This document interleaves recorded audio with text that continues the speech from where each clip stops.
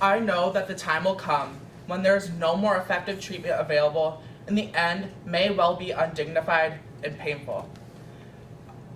When Margaret John in 2009 was diagnosed with stage 3 ovarian cancer, she did what she thought was right and got a lumpectomy and a lymph node removal procedure. She was cancer-free until she went in for her yearly checkup and they found yet another mass. But this wasn't the first time that it was re-diagnosed. It was the third. So in total, she was diagnosed with the same cancer 4 times.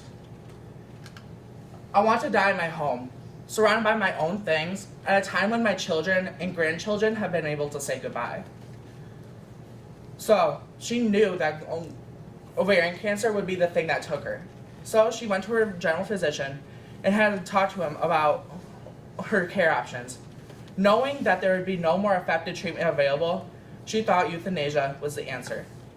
In November 2015, she died in her home, surrounded by her own things, at a time when her children and grandchildren were able to say goodbye. Something that she had to ask herself, and something that we've all had to ask ourselves at one time: how would we like to die?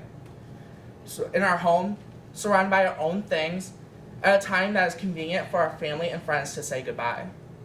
But sometimes we have to face the reality. According to a study by PBS, 50% of all Americans will die in a hospital. 70% of Americans will die in a hospital or some other healthcare facility, such as a nursing home. 25% of Americans will die at home. 70% of Americans want to die at home rather than that healthcare facility. 70% of Americans die from a chronic disease, and 90 million Americans live with a chronic disease every day, including cancer and Lou Gehrig's. Today, I will be presenting to you my speech about euthanasia. I will be touching base on the different terms that are associated with it, some common arguments on both sides of the issue, and I will be talking about the Death with Dignity Act, mainly focusing on Oregon and how that came to be.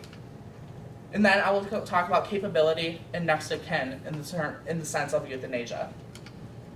Some terms that are associated with euthanasia is the word euthanasia, or defined by Michael Manning, MD, a merciful killing. Physician-assisted suicide is the act of a physician giving you a lethal drug in order for you to die in a humane and dignified manner. Voluntary active euthanasia, as defined by Michael Manning, MD, as the patient is alert and aware of what is going on. They are the ones that choose to die rather than living with their chronic disease. And passive euthanasia is the act of a doctor withholding treatment from you at the wish of the next of kin. In other words, pulling you off life support. Non-voluntary euthanasia is the act of a family member asking a doctor to euthanize you because you are not aware or alert of what is going on. This mainly happens to babies or very elderly people that do not have the same mindset as younger people do. So, what is the medical definition of death? According to Dorland's Illustrated Medical Dictionary, the definition of death is the end of all bodily functions, such as the respiratory system, the circulatory system, and all brain activity. So, with all these terms coming into play, some people tend to create their own opinion about it. So, the people that are for euthanasia have 3 common arguments. The compassion argument. This states that it would be more humane and more compassionate to just euthanize a person rather than making them suffer every day of their life with their disease. This is relatable to when you might put down your pet. You don't want your pet to be living with pain every single day of their life. So it would be just more compassionate and humane to take them to the vet and put them down. The autonomy argument, which is the belief that everybody should have a choice of when they die and how they die. This is relatable to Margaret John because she knew that she wanted to die in her home at a time that was convenient for her family and friends. The public policy argument, which states that the government and legislators can easily regulate the use of this procedure. So with all the people that say that euthanasia is good, there's also some people that are against the practice also. Some of their arguments is the slippery slope argument, which states that if you legalize or pass legislation saying that voluntary active euthanasia is legal, that creates a slippery slope, making it more easy to legalize non-voluntary euthanasia, which they believe will cause death rates to go up. The lack of reporting argument.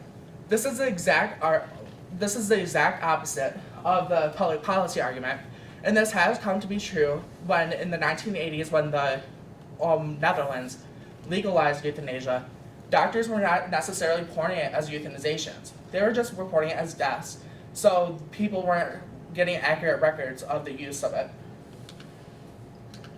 And the duty to kill argument.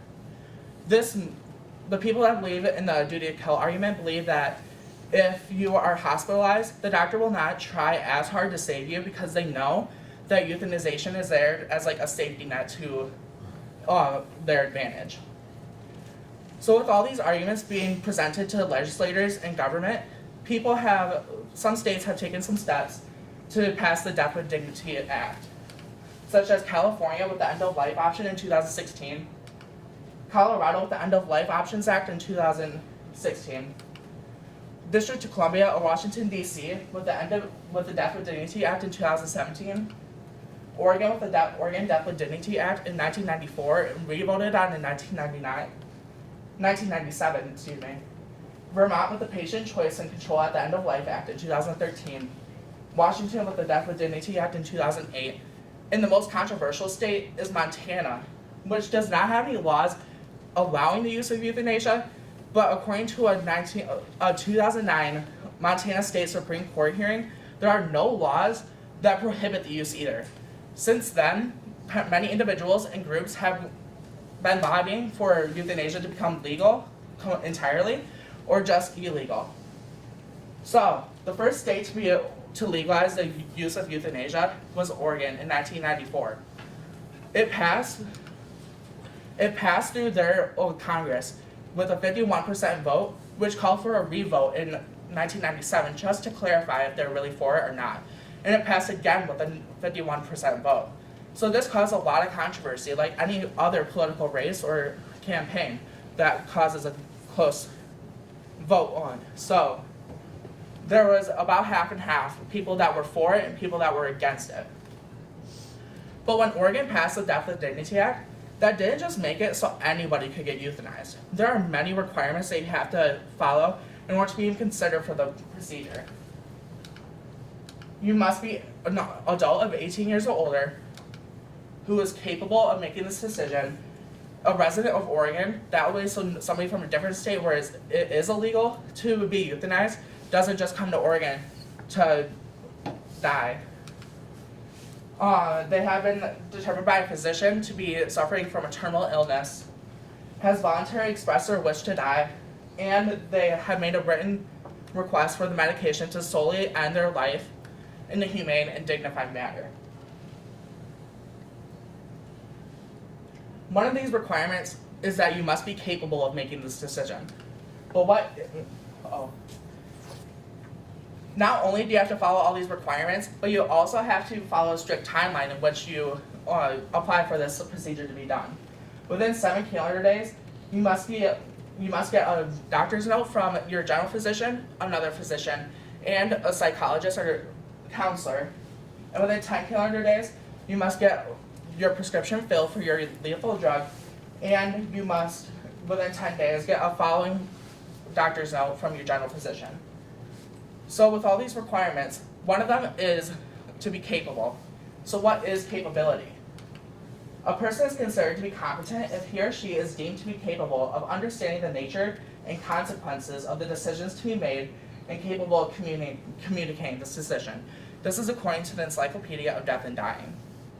So, one example of this could be one of your parents. Assuming that they are in the right state of mind and they are completely alert and aware of what is going on and the consequences of being euthanized, if they follow all these other requirements, they could be euthanized. But what if the roles were reversed? What if you were the one that was injured and is terminally ill. Where do your parents come in, or your next of kin? Let's say you were in a car crash and you had some punctured lungs and a catastrophic brain injury, which caused you to never be the same ever again. Will your parents decide to put you out of your misery and euthanize you just so you wouldn't have to suffer every single day? Or what if you wanted it, but your parents didn't want you to be euthanized? According to some states, you do not even have to tell your parents about your wish to die. You can tell your doctor before you even tell your parents. So, do your parents have any say in this? No. It is your body in the mind of the law, so you do not have to even go through your parents or your next of kin to get permission to do this euthanization. So, when you finally do tell your doctor that you want this, and you have been approved for this, your next of kin has to decide, will they be present at the time of your death? Or if they're not going to be there, who will be there? These are the kind of things that some families have to put into perspective in the terms of when their family member or loved one is going to die. Euthanasia is as divisive a subject as gay marriage. And if you, from what you learned today, I hope that you are able to build up your own opinion about this situation. Today, I talked about some terms that are associated with euthanasia. I talked about some common arguments from both sides of the issue. I talked about some Death with Dignity Act Death with Dignity laws in some states, specifically focusing on Oregon and how that came to be. I talked about capability and next of kin. So, I'm going to leave you with a question that Margaret John and ourselves had to ask ourselves. How would you like to die?